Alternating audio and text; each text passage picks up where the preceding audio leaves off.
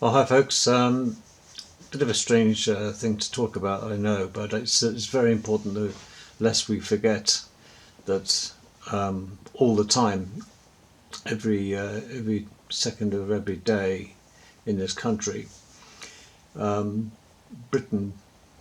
Great Britain, loses some of its fabulous war veterans from the Second World War. And I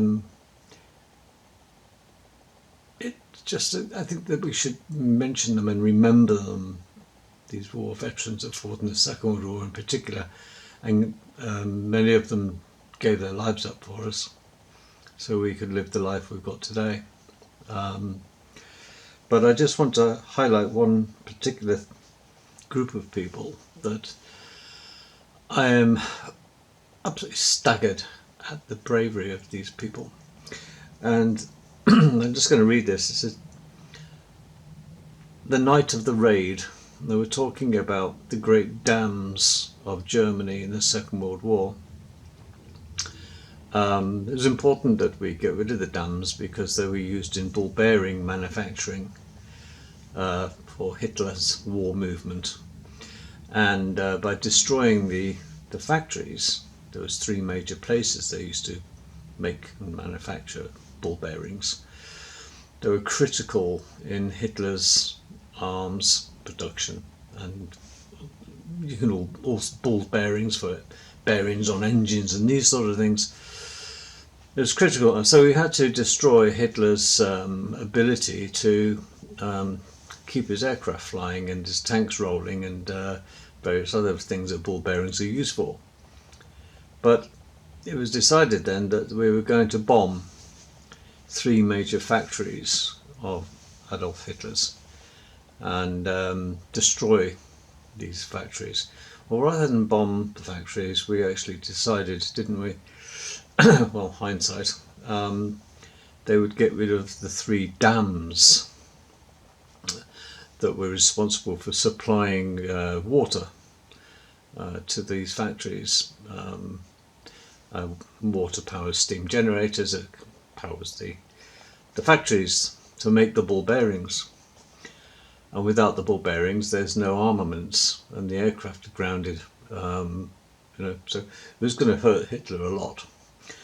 So it was decided that 19 Lancasters, on the night of the raid, took off in three waves to bomb the dams. And they took off from 9:28 on the 16th of May, and there's 133 aircrew in 19 Lancasters. It was a monumental takeoff from RAF Scampton, an airfield in Lincolnshire. I know this because I was at Lincolnshire the other day, but I also knew it anyway because I'm an ex-Air Force brat. And so my children are as well. They're not brats, but they're both serving now in the Royal Air Force. The reason I want to do this video is because I went to visit my son, who's a serving member right now, and we visited RAF Scampton, which has now been mothballed and fenced away from the general public, and technically left to rot, quite frankly, the actual RAF camp. And it's all barbed wire fence. I thought, oh, that's a disappointment, I can't even get in to see the place. I really wanted to get in and see the runway where they all took off, these Lancasters, where they all took off, and then people waited until they all came back, and not all of them came back, sadly. But my son and I walked around the camp, and we also got to the edge of the runway in the airfield, and I couldn't help but get emotional about the whole thing because I can visualize it now, because I've seen the film so many times and learned and to understand Barnes Wallis, who designed the bouncing bomb, which was going to be dropped down from, well, the bombs were very heavy, so each Lancaster had a bomb, and they took off with it, and these bombs were, as I say, incredibly heavy, and these Lancaster 4-engine bombers at the time, the biggest the Air Force had, took off and flew at low level over the channel, so they weren't detected by the Germans, and eventually they had to fly all the way to the place where they were going to find the Mona and the Ada and the Torpet Dam. And the squadron was split up in 3 groups, so each group had their dam to burst, if you like, but each aeroplane only had 1 bomb, so they couldn't waste them. Looking at this airfield in an evening that was absolutely no wind, it was really quite spooky, but it was a beautiful spring evening when I was there. The light was just coming down, but anybody watching the dam busters now will know that these air crew that were flying these things, they're all young men, and they're all very fit and all very dedicated.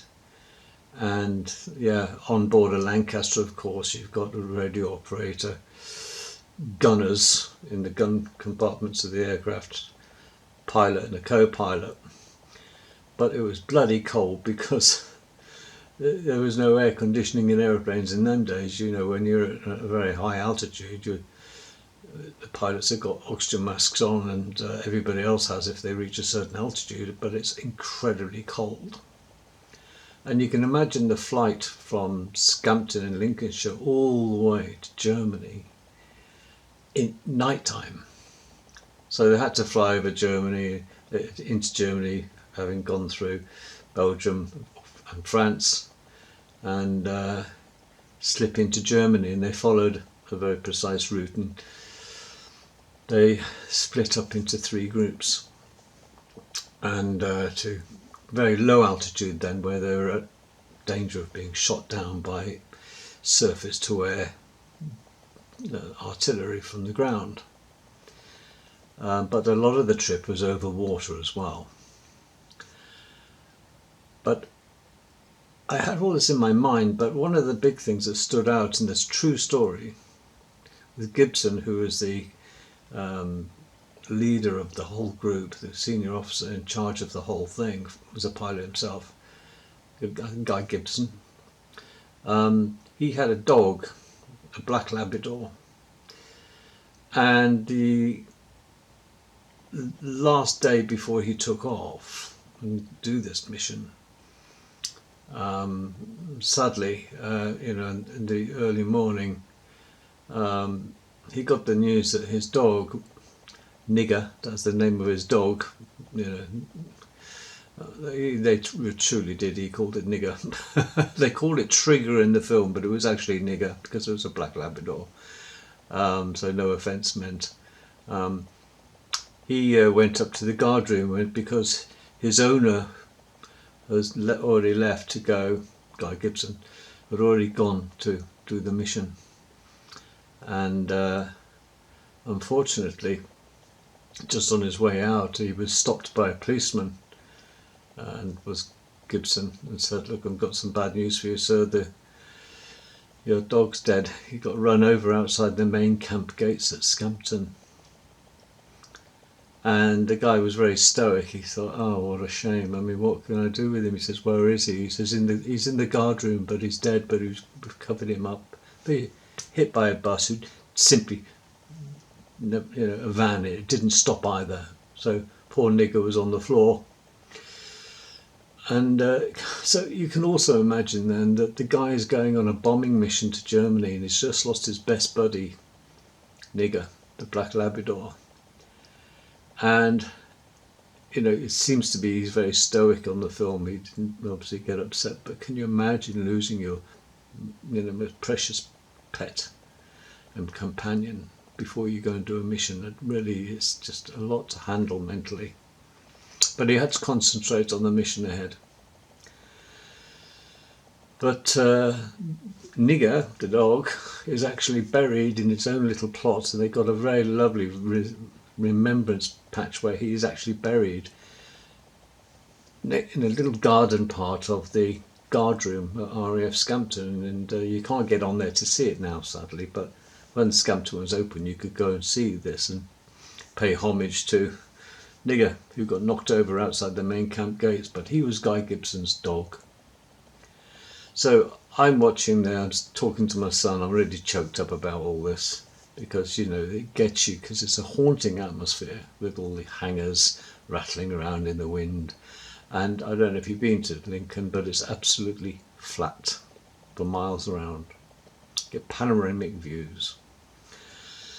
So we walked around there, and although I was walking around most of the time in being choked, because I could just seen the film so many times, I know the route they taxied down, I know where I got the dam buster information, and the research that went into developing the bouncing bomb, because it's like throwing a pebble across the top of the water, and the surface tension of the water bounces 3 or 4 times. The pebble will bounce and eventually stop and sink, won't it, in the water, if you skimmed pebbles on the beach. Well, you can do the same with a bouncing bomb, providing an aeroplane's fast enough. Less than 50 feet, they had to fly at 50 feet, no more. If they dropped the bomb too high, it would hit the water too hard. Yes, water becomes really nasty when you hit it hard, it really hurts. It would split the bomb up and ruin the bomb. It would wreck the bomb, because the bomb wouldn't go off because it had a hydrostatic charge in it, because it was a big ball shaped thing, but a ball but flattened sides, so it used to roll. So just before they dropped the bomb, one bomb per aeroplane, they started to rotate it on a drum to get it spinning. So when it hit the water, it was already spinning, so it would reduce the impact of the landing between itself and the water surface, because the water surface, like anybody who's fallen fast in the water will know, it stings, belly flop, you know, sorry about that. So, you know, the aeroplane only had one bomb, so they really didn't have that many chances, because they had to split off in their own groups, didn't they, to the 3 dams. And I can replay it all in my mind very clearly, because I've watched the film so often, because I became fascinated in the technology and the way that Barnes-Wallis was responsible for designing so much fabulous things in the war. He designed also the Wellington as well, another aeroplane. Again, Barnes-Wallis designed that, so Wellington and the Lancaster. So I've got all this history around me, but I couldn't help getting choked, because just thinking about Nigger's grave, the way the camp has been mothballed, and it's very, very, very sad that RAF Scampton, which is probably one of the most famous camps that the Royal Air Force had, and so they should be proud of it, because it shortened the war, did knocking out all these ball bearing factories on Hitler's land. They shortened the war by at least 3 years.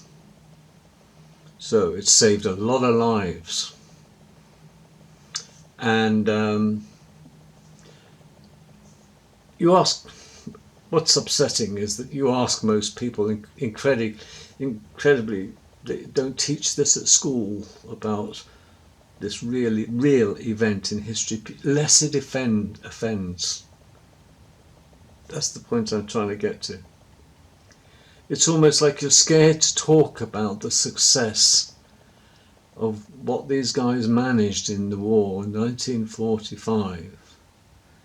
And what they did was manage to, by creating this bomb, you know, the return on the blasting of the dams and the flooding of the river, destroying, destroying the railways, destroying everything about the area. It was a major success, and but so many lives were lost, so many Germans were drowned.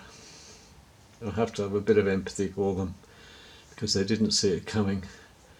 Who'd have thought that you can drop a bomb, 800 yards away, let it bounce, it would hit against the wall, this big drum, and then slowly roll down the base under the water until it reached the bottom of the dam.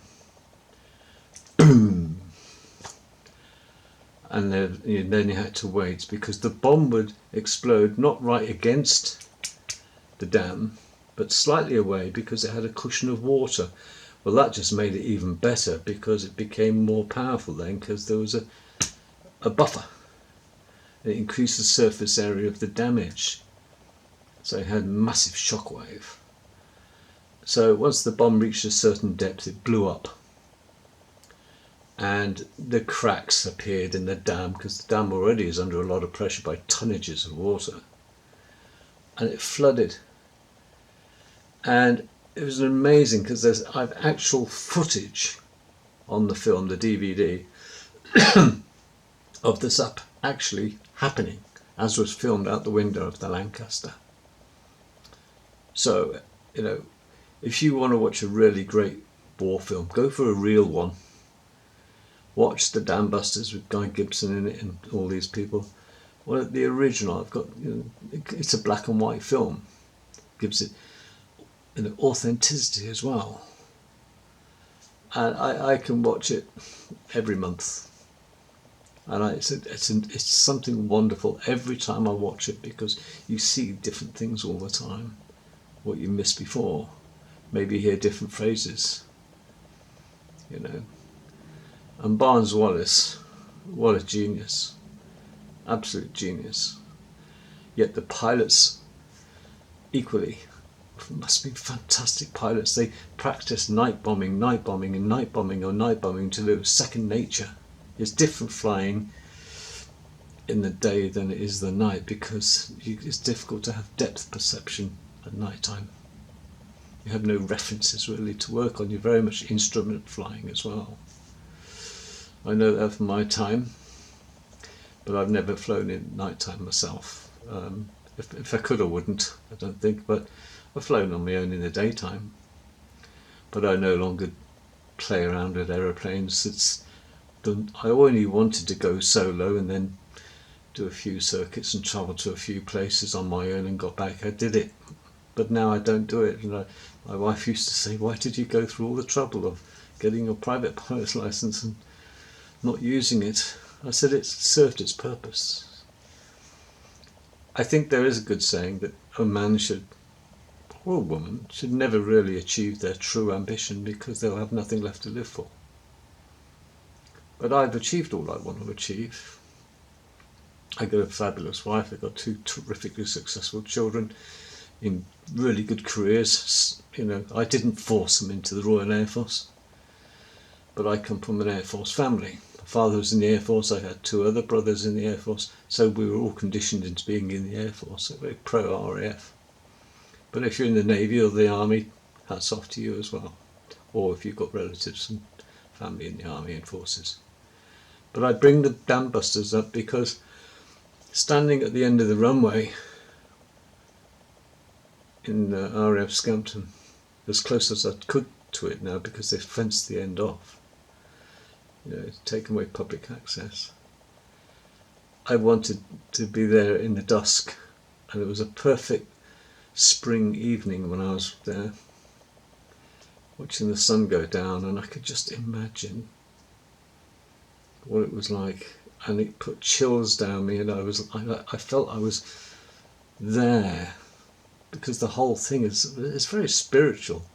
There's absolutely no flying now on that place, sadly, but it is a ghost town, and the windows are rattling in the wind on some of the buildings. It's a bit creepy, but when it was buzzing, with cars up and down and planes landing all the time and doing circuits and bumps, and Lancasters landing and Halifaxes and the others, and then the officers' mess and the station headquarters at the main entrance. And then this story about Nigger being knocked over at the main gate when he was looking for his master, who was just about to take off and start the mission. It's all a true story. I would urge you, if you've got nothing better to do sometime, is go and watch The Dam Busters. It's a feature film and it's absolutely terrific. And there used to be a saying called faint heart never won fair lady, you know.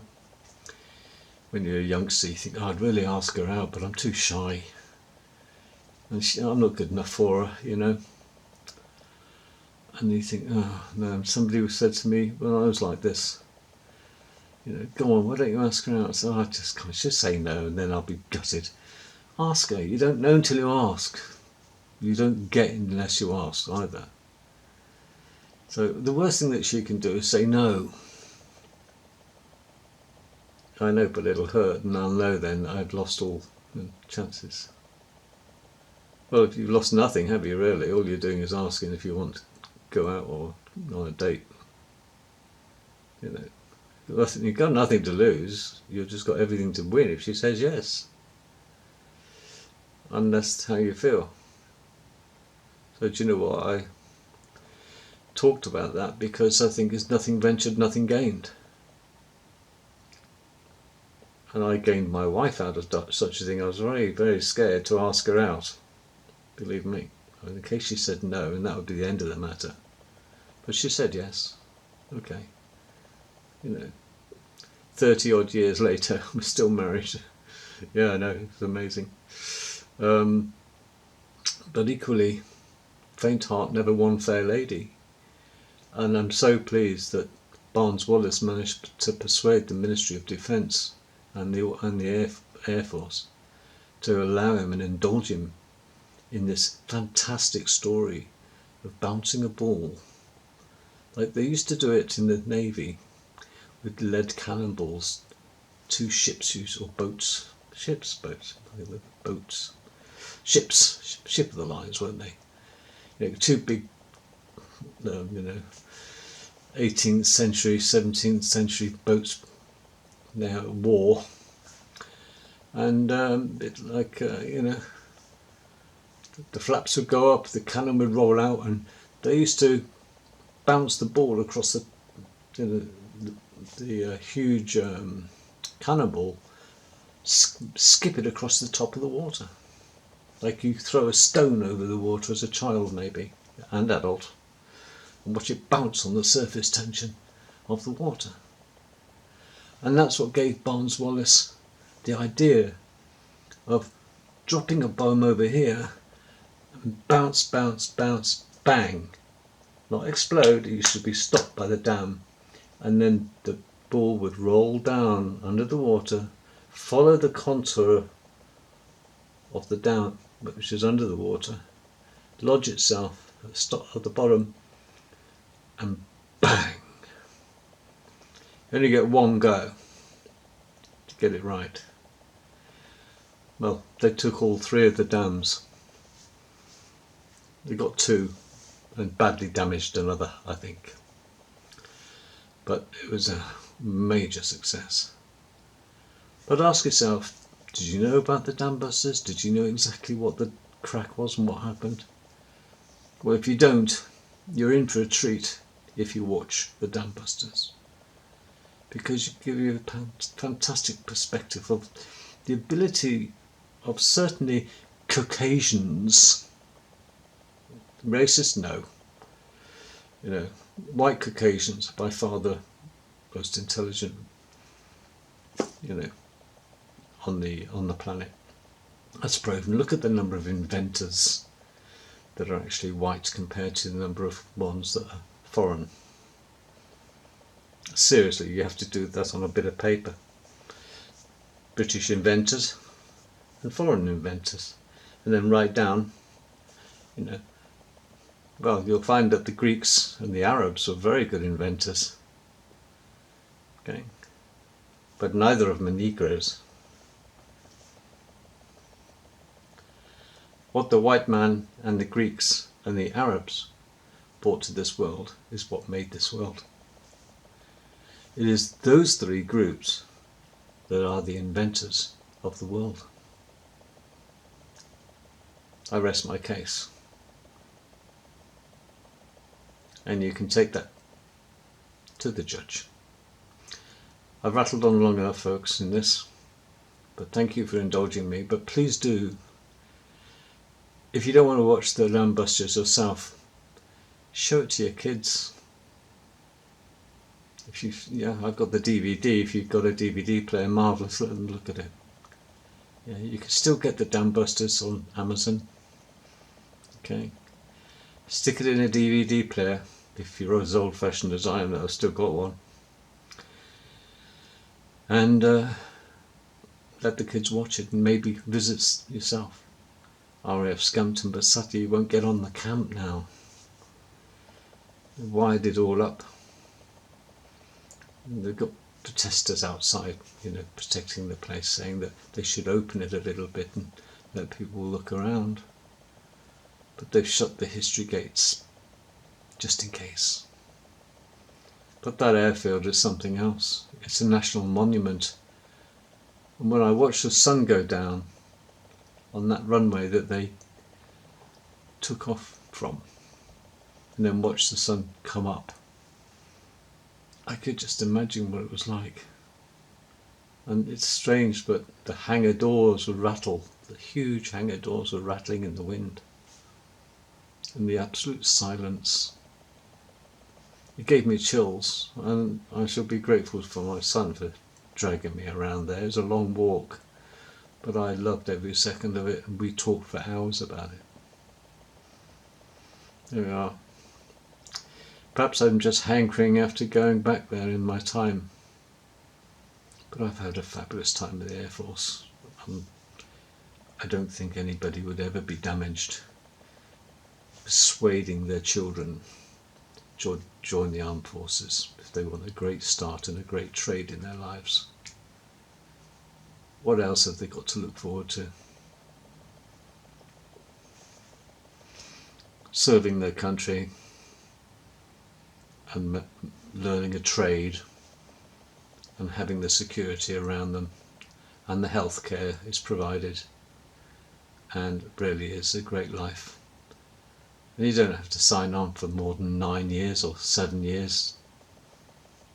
You can do 23 if you want to, but you can sign on in bits as you go along your career, and you can come out any time you like. You can buy yourself out, because it's about 300 quid just for the administration fee, that's all.